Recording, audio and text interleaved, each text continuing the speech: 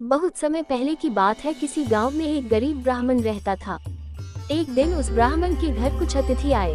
ब्राह्मण की स्थिति इतनी खराब थी कि उन अतिथियों को खिलाने के लिए घर में अनाज तक नहीं था। इस स्थिति को लेकर ही ब्राह्मण और उसकी पत्नी के बीच थोड़ी कहासुनी होने लगती है।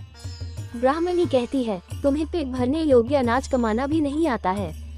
इसी का नतीजा है कि आज घर में अतिथि आ खड़े हुए हैं और हमारे पास उन्हें खिलाने के लिए कुछ भी नहीं है। इस पर ब्राह्मण अपनी पत्नी से कहता है, कल कर्क संक्रांति है, मैं कल भिक्षा लेने के लिए दूसरे गांव जाऊंगा। वहां एक ब्राह्मण ने मुझे आमंत्रित किया है।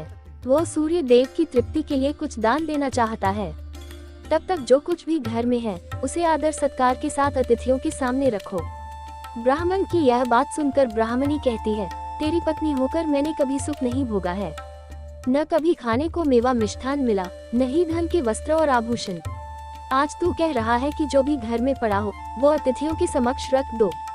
जब कुछ है ही नहीं तो मैं उनके सामने क्या रख दूं? पड़े हैं तो बस एक मुट्ठी तिल, तो क्या अतिथियों के सामने सूखी तिल रखना अच्छा लगेगा? पत्नी की यह बात सुनकर ब्राह्मण कहता है, ब्राह्मणी तुम्हें ऐसा बिल्कुल भी नहीं कहना चाहिए। कारण यह है कि इच्छा के अनुसार किसी भी मनुष्य को धन की प्राप्ति नहीं होती है।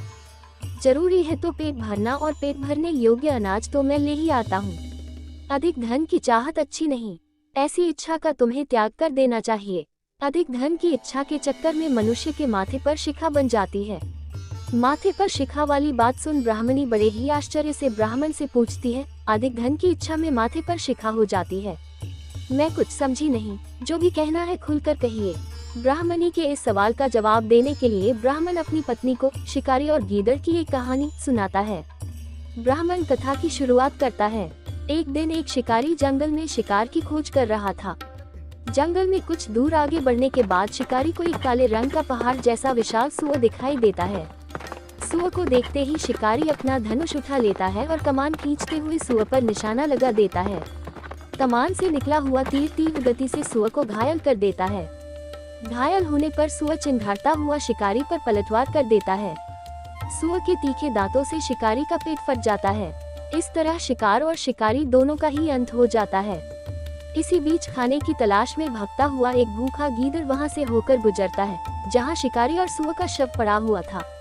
बिना मेहनत इतना सारा भोजन देख गीदड़ मन ही मन बहुत खुश होता है और मन ही मन सोचता है कि आज तो ईश्वर की बड़ी कृपा हुआ, जो इतना अच्छा और अधिक भोजन एक साथ मुझे मिला है।